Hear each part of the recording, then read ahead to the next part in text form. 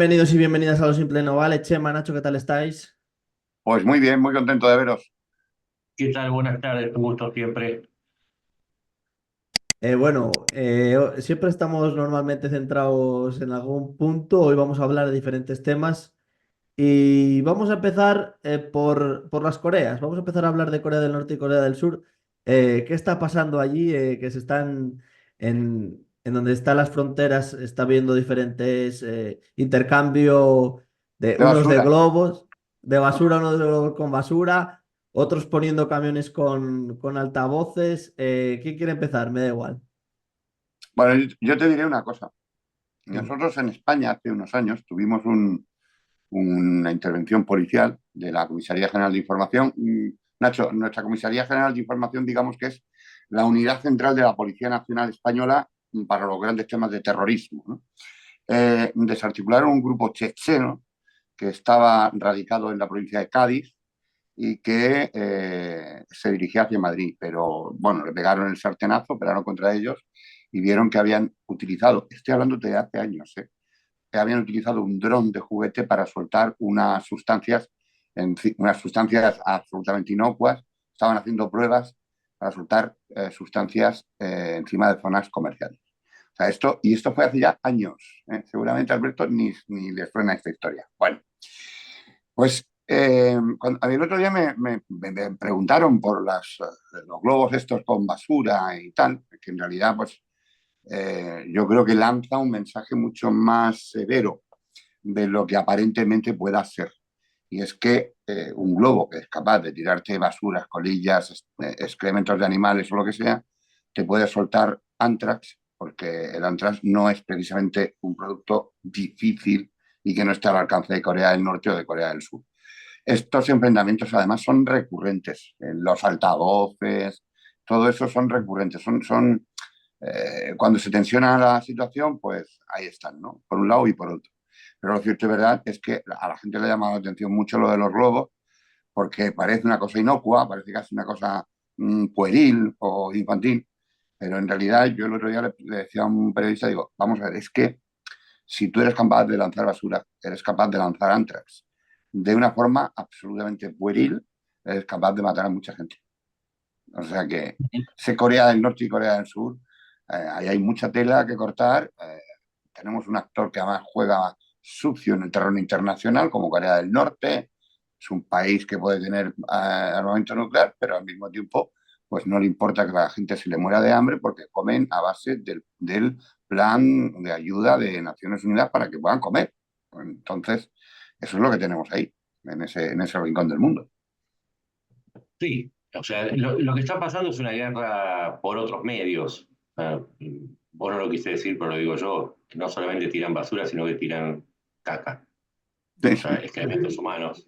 sí, sí, sí. Y no son pequeños incidentes, sino que ya se vienen sucediendo hace varios días y ya van más de... En un solo día se detectaron 600, para dar una idea.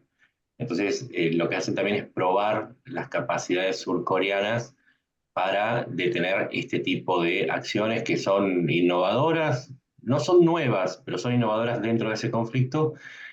Y a su vez, Corea del Sur lo que está haciendo es que también está enviando globos, pero lo hace con un material que es casi, diría, tan peligroso para Corea del Norte como las heces humanas, que es discos de música surcoreana, literatura, cómics, es decir, demostraciones de lo que son la cultura que se vive en Corea del Sur y para Pyongyang, para Corea del Norte, estas ideas son subversivas. De hecho, hace no más de 10 días juzgaron a un grupo de estudiantes, los juzgaron en público por consumir lo que ellos consideran propaganda de Corea del Sur. Es decir, claramente el solo hecho de ver un video de K-pop, como se llama la música tan exitosa que tiene Surcorea en todo el mundo, puede implicar para un norcoreano la pena de prisión no solamente para él, sino para su familia. Es decir, que hay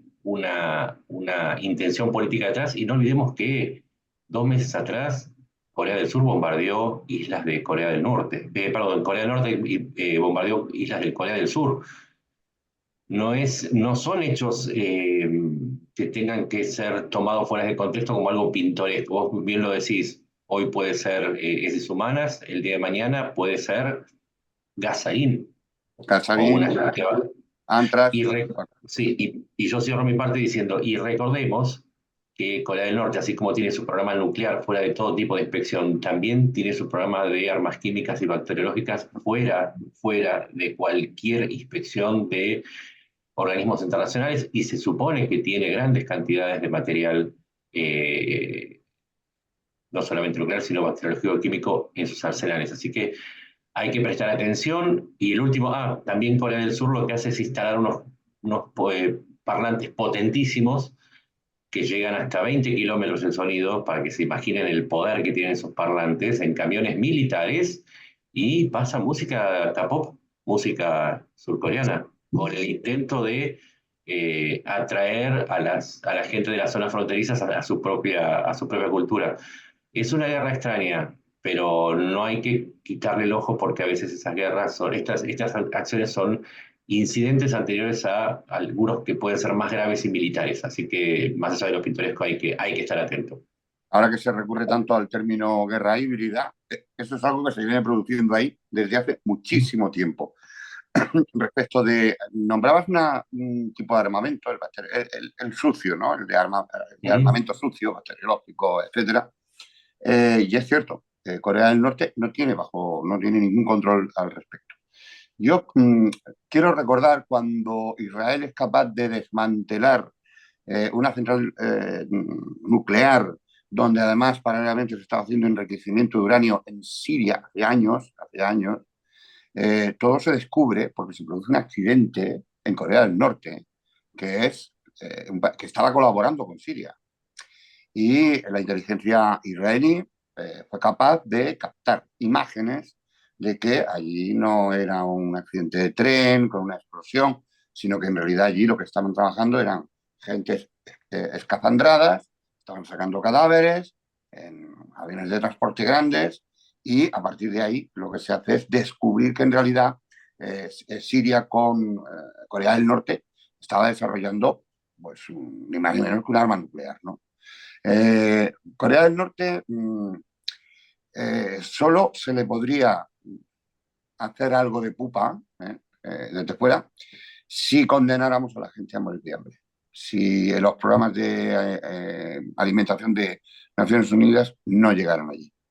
Y esas son las sanciones y aún así, yo creo que como es una distopía absoluta, porque es una distopía absoluta, yo creo que pues yo qué sé, estarían llorando por el líder o muriendo por el líder o yo qué sé, porque es que a mí me resulta absolutamente distópico. Sin embargo, cada vez que miro algunas cosas me resulta absolutamente desconcertante, inquietante. Y estos juegos, entre comillas, o de juegos, por supuesto, a mí me inquietan mucho porque en un alarde de tal, o sea, atreverse a bombardear una isla y ahora con todo esto, a mí me hace pensar, porque el otro día me preguntaban casi de broma, ¿no? En un programa, que han tirado heces y basura y tal. Y digo, bueno, es que es igual que tiras eso. Tiras cualquier producto tóxico, son 600 globos volando por un sitio y por otro, y te estás cargando a miles de personas, a cientos de personas. Por lo tanto, hay que llevar cuidado, porque eso que puede parecer pueril no es nada pueril, y lo que nos lanza es un mensaje de que no hace falta lanzar un misil nuclear para generar en el país de al lado un desastre. Basta con unos cuantos globos de estos. Sí, además Seúl está muy cerca de la frontera. Y hay otra novedad que tiene que ver con conflictos que están muy lejanos, y es que Corea del Norte, y esto de acuerdo a las agencias occidentales, a las agencias de inteligencia occidentales, está pausando y o frenando los envíos de municiones a Rusia. Recordemos que el total de municiones de todos los calibres fue de 10 millones de cartuchos. Esto incluye desde munición individual hasta munición de artillería, que no resultaron muy buenos, que muchos No. tienen una tasa de falla muy grande. Algunos han hecho explotar los cañones por el solo hecho de dispararlos, o directamente no tenían propelente, o sea, el que lo impulsa, o no tenían explosivos, la ojiva no tenía explosivos. Pero esto es un signo de que es doble. Por un lado, que Rusia pierde un proveedor importantísimo, tanto como Irán, pero también que podría Corea del Norte estar haciendo previsiones para un conflicto y decir, bueno, ya no puedo entregar más porque me quedo sin material para la próxima campaña que podría iniciar. Y por otro lado, recordemos, acabo de decir, Irán también anunció lo mismo, ya no puede seguir enviando las cantidades de munición que le enviaba a Rusia, con lo cual Rusia va a tener un golpe porque, y esta es una hipótesis de trabajo mía, de la producción que se dice de municiones de Rusia, declaran dentro de esa producción la munición que recibieron no solamente de Irán, sino también de Corea del Norte. Por eso les daba 2 millones, 3 millones, 10 millones, 20 millones por año, pero ahí también estaba lo de Rusia, lo de Irán y Corea del Norte. O sea que también esos cambios son para preocuparse, porque además de los globos, hay una señal de que se está preparando con mayor energía para un conflicto con Corea del Sur. Ujú. Yo no hace mucho coincidía en un programa con una comandante, que es representante de España en lo de la OTAN, ¿no?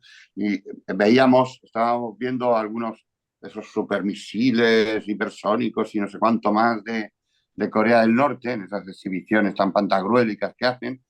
Eh, y cuando me decían, ¿y todo eso qué daño puede hacer? Digo, pues depende de lo que vaya dentro de esos cacharros, porque son muy aparentes, pero es que dentro puede ser que no haya nada.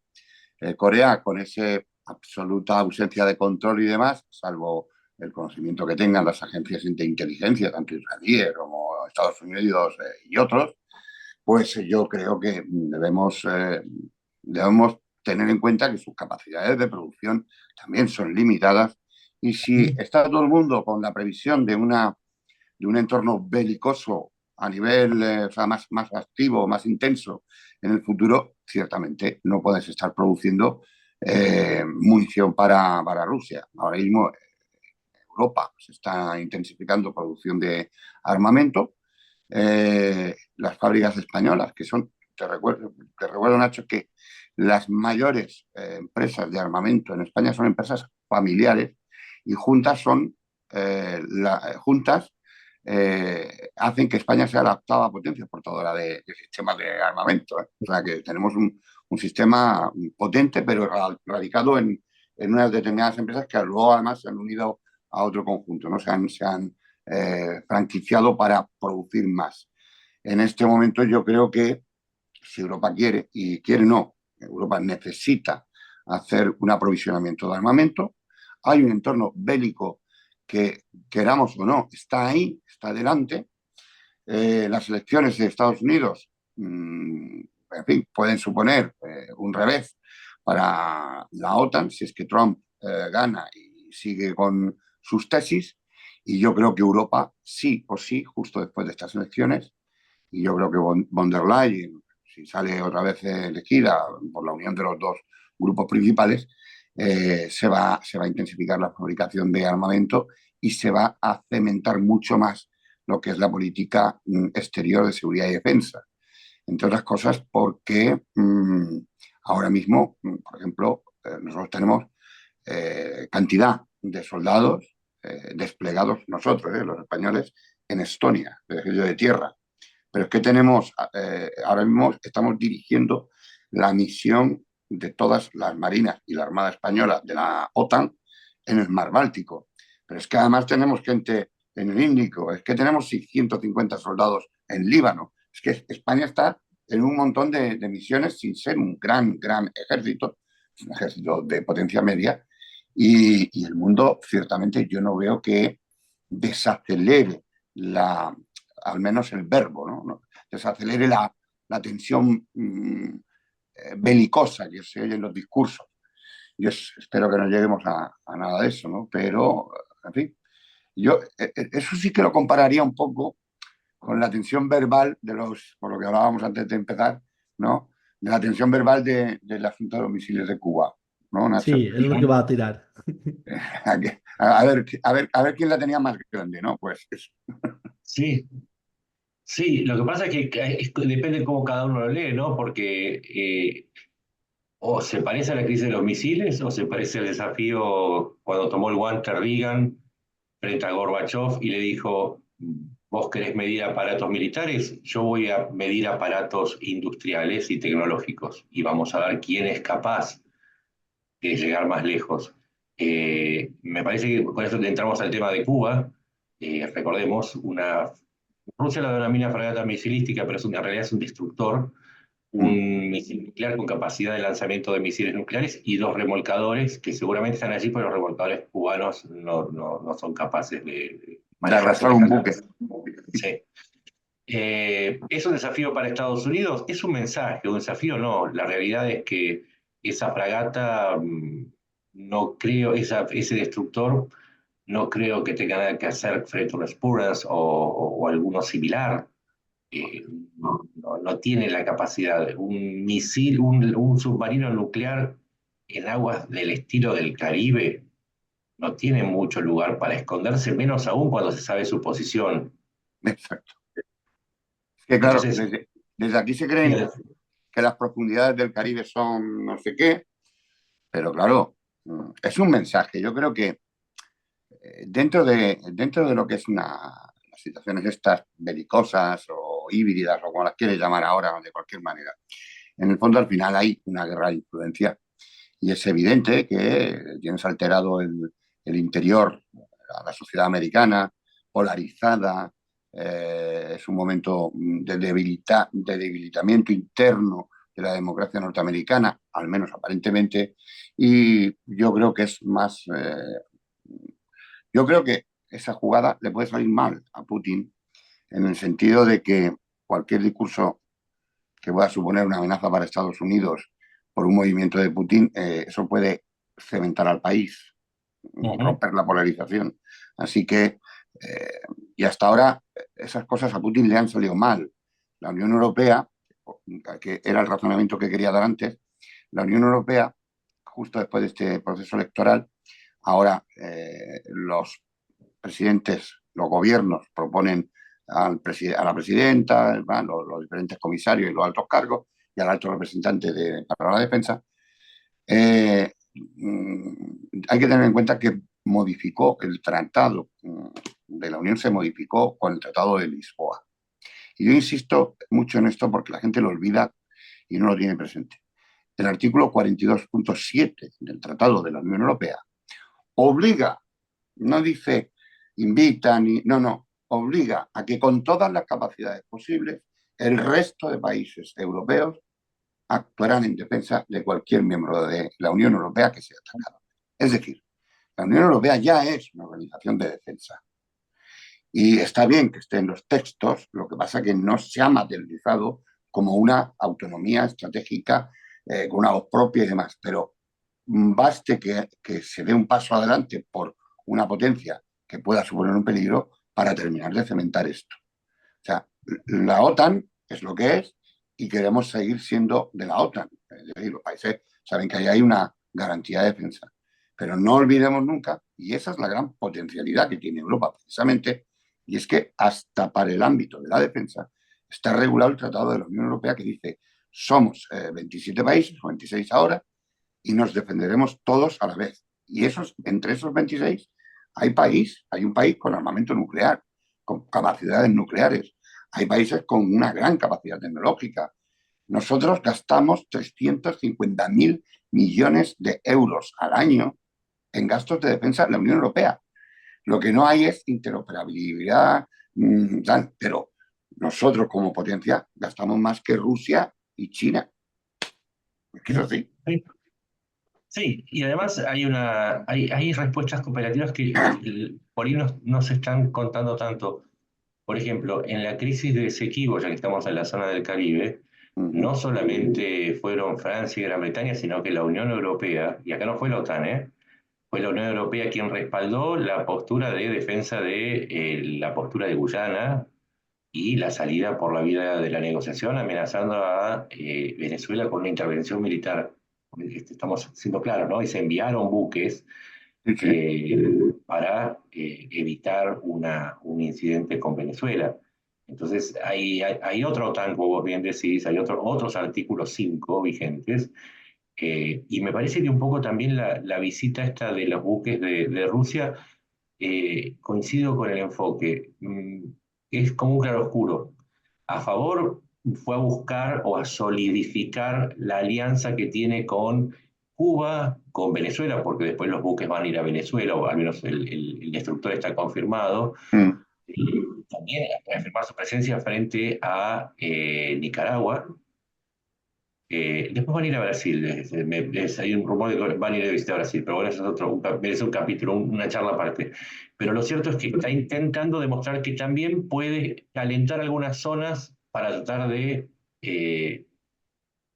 distraer más recursos, si se quiere, de Ucrania y Medio Oriente. Pero es cierto y coincido, no necesariamente le va a salir bien, porque si el eje central de la política exterior propuesta por Trump implica un aislacionismo y un no intervencionismo en los asuntos externos, la sola presencia de una amenaza magnificada por la prensa en el flanco sur de Estados Unidos no le favorece en este momento a Trump, que necesita justamente enfrentar a Biden. ¿Y qué hizo Biden? Le colocó un portaaviones frente a la flota rusa. Entonces, ahí no sé si lo está favoreciendo Trump. Me da la impresión que no, pero que bueno, que algo tenía que hacer. Por eso digo, una a favor, una en contra. No creo, cierro con esto, no creo, desde el principio de la guerra y antes de la guerra, no creo que Putin sea una persona demasiado pensante o demasiado conocedora de las consecuencias de sus propios actos. Sí creo que sabe de historia, pero de lo que Mm. no sabe es de proyección estratégica. No lo sabe, evidentemente, porque este tipo de movimientos lo podría haber hecho en cualquier otro momento. Estas maniobras se hicieron en 2019, no es algo novedoso, pero enviar justamente ahora un submarino con capacidades nucleares es de una torpeza inadmisible. Lo podría haber hecho con una gira de Lavrov o una gira de él mismo viajando a esos países sin necesidad de asustar al electorado, a una parte del electorado estadounidense que tiene memoria y es muy afecta a la influencia de la prensa alertando sobre una nueva crisis de los misiles, aunque no es una crisis de los misiles, pero sí la presencia de un submarino con capacidades nucleares y que sea de Rusia remite a eso y provoca respuestas más afectivas o emocionales que racionales. Aunque por eso decimos, no tiene capacidad esa flota, es una burla, es un chiste, pero Ah, los efectos políticos en la prensa o en la opinión pública podría llegar a tener un efecto más negativo que positivo. a mí me llama la atención que la reacción mediática está siendo muy suave en Estados Unidos. En otros momentos, la presencia de un submarino nuclear con unas maniobras ahí con Cuba y demás, sabemos que seguramente habría generado otro escenario. Vamos a ver lo que sucede, ¿no? Porque esto acaba de empezar. Y yo coincido contigo, ¿no? Yo creo que es un tipo, Putin, que sabe de historia, es evidente. Él mismo está enganchado en la historia eh, hasta familiarmente, ¿no? Alguna vez lo he comentado, ¿no? Lo de su abuelo cocinero de Stalin y antes de Lenin, cuando ya estaba muriéndose. Es Espiridón, que parecía nombre de medicamento. Eh, es verdad. Pero yo no creo que, o por lo menos él no, y no tiene, me da la sensación, ¿eh? Tampoco yo soy pero no creo que tenga una perspectiva adecuada. La guerra de Ucrania lo ha demostrado. La perspectiva tiene que contemplar no solamente, en fin, por dónde va a caminar el futuro en base al análisis del pasado y el presente, sino que la perspectiva moderna lo que te exige es elaborar acciones para que ese futuro se vaya dirigiendo hacia tus intereses. Y creo que le ha salido mal. Es verdad que está costando mucho sufrimiento humano, muchísimas vidas humanas, pero yo creo que le está saliendo mal. Es lo que sigo pensando. Y Coincido. Ucrania, yo creo que va a recibir el apoyo que necesita y yo creo que Rusia, no. Rusia no creo que pueda tensar más, más y más. Tiene soldados para mandar todos los que quieras y que mueran, pero también tiene contestaciones internas y demás. Por lo tanto, vamos a ver después de estas elecciones en Rusia qué pasa. Hoy se hablaba de que ya con el este se conformaban, no sé qué, ha habido alguna información así un poco extraña al respecto, que me digo, pues mira, esto a lo mejor nos hace indicar de que van a aflojar, pero vamos, no creo. Ucrania no está por la labor de que se queden en el este. bajo ningún concepto. Si nos gusta la historia, también el zar Nicolás tenía cantidades inmensas de hombres en el 17 y terminó retirándose porque el escenario interno ya no era compatible con hacer una guerra y Exacto. terminó derrotado. Es decir, la historia lo que tiene interesante es que uno puede tomar los elementos que más le sirven, pero por suerte en la historia hay una sola interpretación posible y es donde se produce la repetición. Y fuera de los sesgos es más fácil saber qué va a pasar. Cuando muchos decíamos que Ucrania iba a resistir, lo hacíamos tomando en cuenta algunos datos históricos como el Holodomor, como la participación ucraniana en la Segunda Guerra Mundial, la tecnología, el Estado, la historia reciente del Estado y del ejército ruso y la corrupción. Esos son datos históricos que, evaluados correctamente, permitían decir no van a tomar Kiev, no van a lograr tomar Kiev. Lo sostuve desde el primer día de la invasión en febrero. Me consta, yo mantuve esa Pero misma además, posición, ¿eh? Mantuve esa misma posición, no por eso, sino porque, vamos a ver, cuando vemos un Antonov volando, esos super gigantes, ¿quién lo ha creado? Pues eso ha sido, o sea, los mejores ingenieros, gente que habla idiomas con una facilidad alucinante, o sea, aprenden idiomas por hobby, por hobby. Estamos ante un país con una historia dilatadísima en el tiempo, incluso enraizada en los orígenes de lo que son los zares, es decir, proceden hasta de Kiev, del Principado de Kiev. Quiero decir que y yo hablé con un teniente general en español que había estado dirigiendo misiones de OTAN y demás, y me dijo, mira, Chema, para ocupar Ucrania hace falta meter 1 millón de soldados con las botas allí dentro. Y Rusia tiene un buen ejército para magníficos desfiles, pero ocupar Ucrania. Y cuando tengas ese 1 millón, entonces enfréntate a una población que es tan correosa o más como la rusa, dispuestos a hacer una guerra asimétrica. Eso no hay narices a que lo consiga Rusia. O mata a todo el mundo o es imposible. además, si abundamos en la historia, el T-34 fue creado en Ucrania. El otro día contaba, el único portaaviones que tiene Rusia fue votado en Ucrania, En Ucrania. igual que el Minsk, igual que el Moskva, el que se hundió, igual que el que se acaba de los Sudaloy, el que se incendió ahora en el mar de Barents. Es decir, Ucrania siempre fue no solamente una fuente de recursos primarios, sino también una fuente tecnológica. Y eso también es algo que Rusia perdió en el 91 y que me da la impresión que lo quiere buscar y aún buceando mejor todavía, no más, mejor en la historia, queda claro que ese órgano vital que representaba Ucrania es lo que quiere recuperar Putin, más allá del territorio, quiere recuperar la continuidad cultural, la continuidad religiosa. Recordemos que tanto históricamente como religiosamente, Rusia nace en Ucrania hacia el año 1000. Es más, la Iglesia Ortodoxa rusa nace en Ucrania. Sí, sí, sí. Sí. Es Entonces, la Mater Families es Ucrania. el Rus de Kiev es posterior al Rus es anterior al Rus de Moscú. Entonces, no se trata solamente de una guerra por el control del territorio, sino porque Rusia quiere recuperar un esplendor que reside en Ucrania. Entonces, decir que nunca quiso ir por Kiev, y tiro un dato más. Vos decías 1 millón de hombres, pero había algo, había un plan, yo lo conté hace mucho tiempo y quedó en el tiempo, y quedó allá perdido. Detuvieron a 2 oficiales del Servicio de Inteligencia Exterior de Ucrania. Esto fue en junio del año 2022. ¿Por qué los detienen? Porque su misión era, y le habían entregado una cantidad inmensa de dinero, era sobornar a personas claves en la frontera y en el gobierno de Ucrania para que dejaran pasar la invasión. ¿Qué es lo que hicieron estos 2 personajes? Que después desaparecieron, literalmente desaparecieron. Se guardaron la mayor parte del dinero y cuando Rusia se lanza sobre Ucrania, se suponía que ya habían comprado todo el camino a Kiev y a otras ciudades. Pero los que, primero, algunos no recibieron el dinero y otros que recibieron no traicionaron a Ucrania. Es por eso también, y esto es una explicación lógica y razonable y fundamentada, en el hilo está, de por qué Putin creyó que con tan poca tropa podía llegar a controlar Ucrania, porque creyó que los ucranianos seguían siendo como en la época de la Unión Soviética, y lo que no entendieron fue el Euromaidán.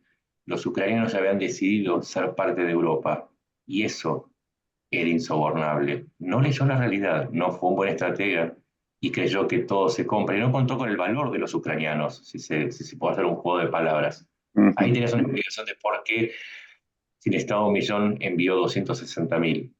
Le fallaron los cálculos, le falló el soborno y no contaba con lo que consideran los ucranianos que vale su propia vida después de lo del Holodomor y de todas las represiones que vivió durante la era soviética.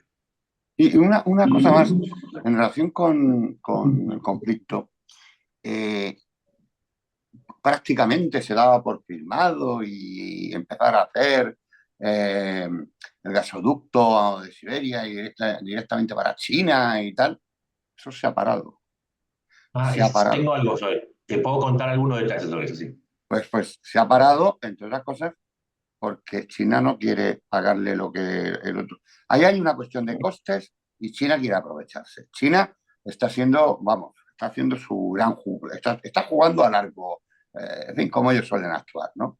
Y eso se ha frenado bastante, eso se ha frenado bastante.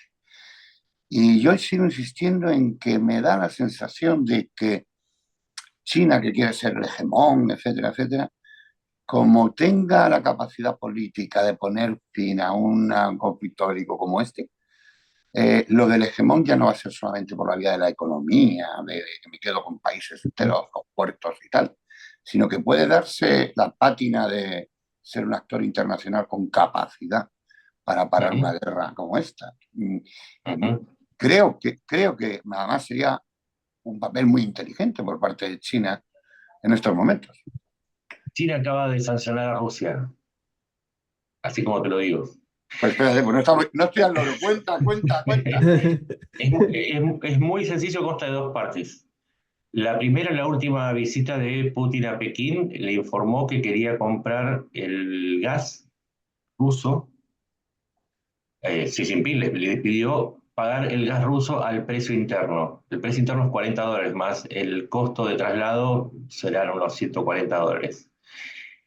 El acuerdo del 2008 que permitía la construcción del Fuerza de Siberia 1 y 2, el Fuerza de Siberia 1 se construyó, costó 17.000 millones de dólares, pero se terminó y es por donde pasan tiene una capacidad de traslado de 38.000 millones de metros cúbicos anuales de gas.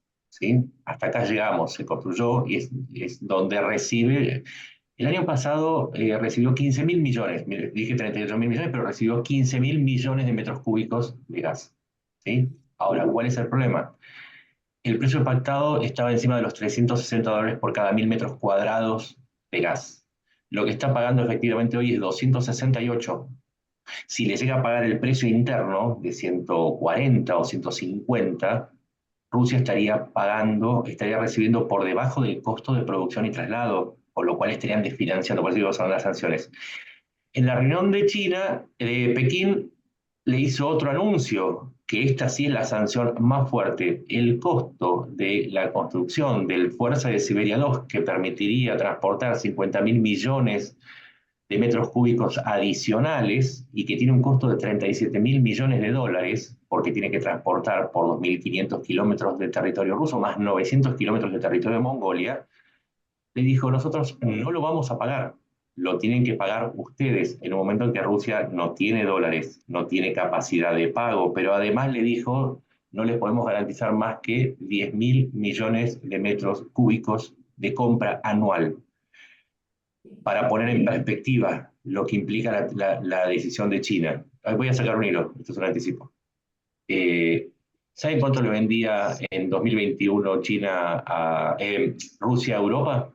155.000 millones. Hoy le vende 15.000 millones a China, o sea, menos de 10 veces, con lo cual se entiende por qué después de 21 años Gazprom, la estatal rusa del gas, tuvo una pérdida, después de 21 años, de 6.450 millones de dólares. Es decir, Gazprom pierde dinero y además Rusia tendría que pagar 37.000 millones para aumentar la capacidad de entrega a China, que es el 10% de Europa, un dinero que no tiene, porque además en abril del año pasado, y ya me remonto a la prehistoria si se quiere, el Banco de Cooperación que usa China para la Ruta de la Seda decidió que no va a financiar ningún proyecto de obra pública en Rusia. Es decir, le obliga a Rusia o a Putin, si vos querés recibir más dinero, inclusive no te lo garantizo, vas a tener que conseguir 37.000 millones de dólares.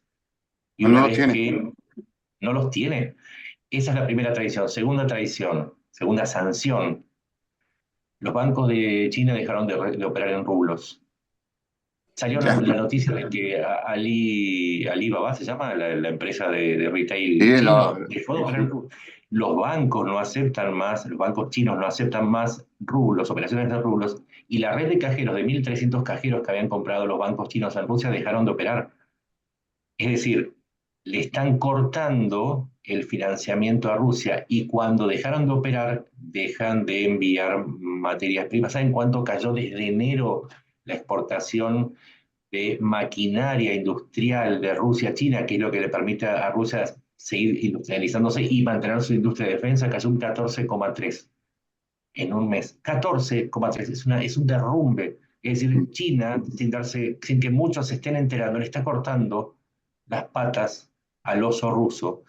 Y cierro con esto. Hay una costumbre china que la medicina tradicional china, ustedes saben, consume productos extrañísimos, ¿sí? Desde colmillos de rinoceronte hasta uñas, hasta garras de tigre. Pero dentro de los productos más preciados que tiene la medicina china está el líquido de la glándula pineal de los pozos. Esto es real, ¿eh? Lo Esto es investigué el otro cierto. día. Lo que hacen los chinos es meten en una jaula en donde meten un oso en una jaula donde no se puede mover y le conectan un tubo a la glándula pineal, literalmente, porque mientras esté vivo puede seguir bombeando y puede seguir obteniendo ese líquido pineal.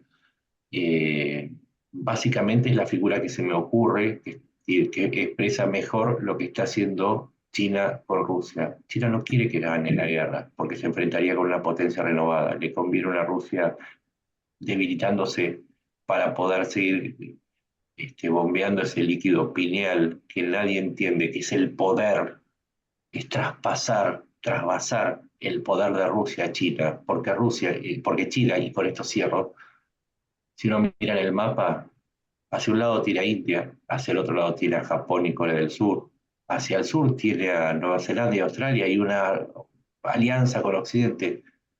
¿Hacia dónde puede seguir expandiéndose China si no es hacia los recursos más allá de los Urales de Rusia? Pensémoslo un segundo, cierra por todos lados. Claro. Sí, sí. Yo cuando hablaba es verdad, lo has traducido como sanción y la verdad es que me parece muy, muy acertado. Yo cuando estuve viendo la cuestión en fin, la cuestión de los costes y que estaban, de momento se detenía todo esto, digo, uy, uy, uy, aquí Rusia va a tener más problemas. Y yo creo que además China, sin pegar un tiro, se va a hacer con un actor que le resulta muy interesante, pero que se va a hacer con él, de forma total y absoluta. Eh, ¿Por qué? Pues porque en Rusia parece que se hubiera acabado la creatividad y la imaginación. Como todas las dictaduras al final de este tipo. China es un capitalismo de Estado, una cosa rara, tal, pero me da la sensación de que Rusia está perdiendo activos humanos muy brillantes. Creo que, mm, creo que está caminando hacia la nada, hacia nada que le pueda beneficiar, y que la guerra, aunque imaginemos que bélicamente pudiera decretarse que ha ganado la guerra Rusia, la estaría perdiendo. Es que la estaría perdiendo, absolutamente. Porque los ucranianos, insisto, pueden ser tan peleones o más como los rusos. Es más, serían más peleones porque estos defienden su tierra. Y la gente de Rusia es que no quiere ir a combatir a Ucrania. Por lo tanto, estamos viendo que se están produciendo algunos cambios en relación con determinadas relaciones internacionales de Rusia que parecían que iban a ser su panacea. Y como bien señalaban eso, yo creo que estamos ante unos escenarios que a veces pasan muy discretos. China consigue que sus acciones, estas pasen bajo el radar, ¿eh? Lo consigue. Son muy, muy sutiles a veces, pero bueno, evidentemente es información internacional y que rápidamente podemos analizar y concretar y tener algunas conclusiones que son razonables. Me imagino que además China en estos momentos tiene que tener, como decimos acá en España, una tocada de narices importante con todo lo que está haciendo Rusia en África. Importante. El papel de China, que ha sido apoderarse por la vía de la economía, pues, de puertos, de no sé qué, en fin, China está, como está actuando y como actúa en Latinoamérica, África está copada. Yo he estado ahora hace una semana, pues me dirá una semana entera en África, en fin. Pero Rusia está penetrando en sitios de interés para China y lo está haciendo de forma disruptiva. Y eso a China le toca las narices, porque China... Bueno, sí, te lo confirmo. Mira, por ejemplo, en Níger, las minas de uranio, que decían no, porque Francia se va a quedar, no, Francia no se iba a quedar sin uranio porque la principal mina de uranio había sido concesionada a una empresa china vinculada al Estado chino, y ahora quienes le cobran peaje son las Fuerzas Armadas golpistas de Níger. Lo mismo pasa en Mali. Entonces sí, es como vos decís, los están desplazando a fuerza de carpetazos políticos lo que las carpetas comerciales de China quieren conquistar. Sí, ahí hay una disputa fuerte. Y te voy a tirar un dato más. En la última ronda de sanciones, y en esto ayuda a que China tome esta decisión de sancionar a su vez a Rusia, ya se comenzó con el esquema de embargar o prohibir las actividades de empresas de terceros países, es decir, anunciaron sanciones a empresas chinas, de Emiratos Árabes Unidos, de Turquía, que estaban ayudando a Rusia a evadir los controles, empresas de Kazajistán, inclusive de Armenia, o circuitos que se llamaban por ese lado. Pero además hay otro detalle que tiene que ver con lo que vos dijiste de África. No solamente introdujeron sanciones para que la bolsa de Moscú opere en dólares, con lo cual la pueden llevar al quebranto porque el rublo no vale y porque el rublo frente al yuan está destrozado, sino que además también introdujeron sanciones para las operaciones con materias primas de alto valor, ejemplo, oro, y el oro nos remite a Rusia en África. Y es justamente una de las formas para financiamiento de Rusia y que obedece más allá del interés estratégico a la presencia rusa, porque con eso estaban pagando, por ejemplo, los drones que le compraban a Irán. Entonces el oro reemplazaba a los dólares y a los euros que no conseguían, y es con lo que le estaban pagando también a China. El intercambio de oro entre Rusia y China creció un 400% desde que empezó la guerra, porque están pagando, porque como el rublo no vale, pagan con oro. Entonces, esta nueva ronda de sanciones también apunta a eso que vos estás diciendo, el espacio de África, como diciendo la China, al final tenemos los mismos intereses, los dos somos víctimas de Rusia. Así que fíjate de qué lado están. Y esto explicaría un poco la decisión de Xi Jinping.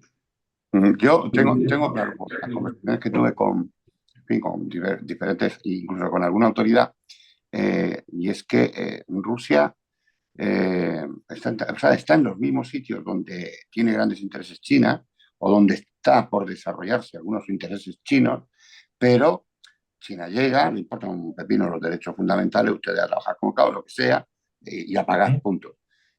Rusia es lo mismo, pero es que Rusia está entrando de forma disruptiva para los intereses chinos.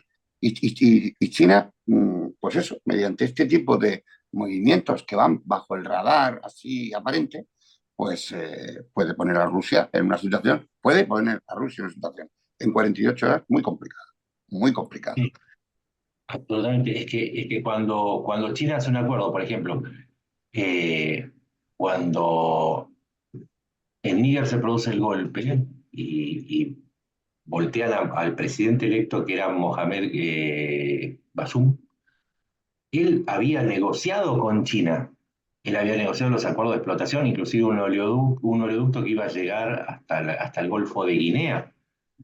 Y, y ahora hay que negociar todo de vuelta. Entonces a China no le conviene estos ataques permanentes de parte de China al establishment con el que ya había establecido relaciones. Entonces hay que entender esto como que no es que es China-Rusia y del otro lado Occidente. China también colisiona con Rusia. A la larga siempre fueron enemigos, hay que decirlo. En la historia fueron enemigos. Este es un momento raro de confluencia, pero hay un punto en el que van a chocar los intereses porque no coinciden. Bueno, chicos, para cerrar, que no hemos hablado de Israel y lo que está sucediendo en Gaza, Chema, para cerrar, que sé lo que vas a decir, lo de la misión de rescate, y ya cerramos con esto el vídeo. Comentar lo Bueno, que... yo quiero poner de manifiesto que, en fin, el sufrimiento humano causa dolor a todo el mundo. Pero estamos en lo que estamos en la guerra. Y es que la guerra no tiene momentos felices, ¿eh? No tiene momentos felices. Ahora bien, desde el punto de vista del análisis de la táctica, lo que hicieron los israelíes, las FDI, con mucha inteligencia, también inteligencia externa, exógena, rescatar de dos edificios diferentes, dos apartamentos diferentes, a una chica y a otros 3 hombres, de los que tenían como rehenes, haciéndose pasar por gazatíes que estaban huyendo de Rafah y metiéndose en la zona. En fin, es una operación de tal manera que estoy convencido de que ahora que están comenzando o están reanudando la nueva temporada de la serie Fauda, que a mí me encanta, por cierto, me parece que está muy bien hecha, y donde se van a referir a toda esta crisis, yo creo que va a formar parte de lo que se estudiará en las academias. Fijaos cuando entran las dos grupos de fuerzas especiales, porque tienen que actuar simultáneamente durante el día, actúan simultáneamente para que no maten a la chica ni maten a los 3 chicos, y al mismo tiempo una fuerza más de infantería aguantando el tirón de 200 o 300 tíos pegándoles tiros y con RPGs y demás. O sea, de nuevo Israel, pues se hace una jugada de estas y yo, claro, pues no puedo dejar de acordarme de Entebbe, por ejemplo, y de otras cosas que han hecho, ¿no? Cómo son capaces de jugar al máximo para liberar a su gente, cuando en un enfrentamiento así su gente puede morir, ¿no? Eso me parece brutal. Y cada vez veo, en fin, más en evidencia que la causa palestina ni es tan árabe, no veo a los países árabes volcados ni por allí asoma la cosa. Yo acabo de estar tal y la otra noche estaba cenando con 2 musulmanes y 2 judíos en África y estábamos hablando con una tranquilidad absolutamente pasmosa. Lo de Palestina se tocó de pasada y nos encontramos con que los palestinos se han quedado solos porque la población no ha sabido matar a los terroristas que los tienen dominados. Aquella población que quede sin estar dogmatizada, porque yo no sé cuánta población civil no está dogmatizada por el Hamas en la zona de Gaza, por ejemplo. Lo de Hezbollah es otra cosa. Sí. Sí, yo coincido y además me parece que entre las consecuencias, el hecho de haber encontrado a los rehenes cautivos en casas de gazatíes, particularmente de un periodista de Al Jazeera y de un psiquiatra de la ONU, derrumbó gran parte del relato que decía que las fuerzas israelíes estaban atacando gratuitamente a los sectores civiles. El hecho en sí ocurrió en el sitio que refuta gran parte de los reclamos de los sectores más radicalizados de los pro-palestinos. Tal cual como vos decís, no hubo una reacción negativa de los países árabes, hubo felicitaciones de Occidente y hubo un silencio muy fuerte de Rusia y de China. Por lo tanto, podemos concluir que fue exitosa en varios sentidos porque además frenó, si bien Benny Gantz, el opositor, se terminó yendo del gobierno, frenó gran parte de las críticas a Netanyahu, con lo cual se puede decir que este rescate, más allá de la profesionalidad, abrió una nueva etapa que está asignada por, ahora Israel tiene que ir por el resto de los secuestrados, ha obtenido un permiso implícito de ir a buscarlos a donde sea, porque estaban a donde sea, o sea, estaban en un lugar cualquiera, no estaban en un centro neurálgico de Hamas, estaban en un lugar cualquiera de Gaza, y luego tiene que ir por Hezbollah, y tiene que terminar con Hamas y por Hezbollah, y la situación entra en una nueva etapa. ya no, jamás ha quedado absolutamente deslegitimado definitivamente, porque precisamente los palestinos, en su rol de herramienta de Hamas y su falta, porque también acá los palestinos tienen que hacer un mea culpa, y su falta de reacción o de decir no voy a colaborar, han quedado entrampados en la misma red que Hamas. Así que es una nueva etapa. Esa es la conclusión que para mí trae la buena noticia del rescate de los rehenes. Y por supuesto, uno no se alegra por la muerte de nadie, pero también está atento a las consecuencias de no haber sucedido tal, no hubiera sucedido tal cosa. Esto no es la teoría de la política corta, no tiene nada que ver con eso, tiene que ver con que los rehenes habían sido secuestrados el 7 de octubre, ese fue el hecho inicial. No hubo una pollerita corta, no hubo que se estuvieron exhibiendo que los atacaron a los palestinos porque exhibieron algo.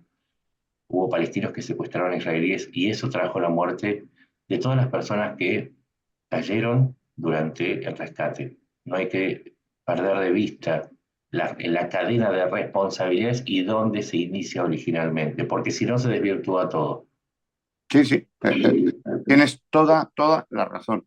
Y yo creo, sinceramente, yo creo que lo estuvimos hablando la última vez que coincidimos, pero yo ya lo comentaba el otro día también en un programa, yo creo que vamos a tener una situación de alta tensión todavía en Gaza hasta avanzado un poco el verano, casi hacia el final de verano, y veremos,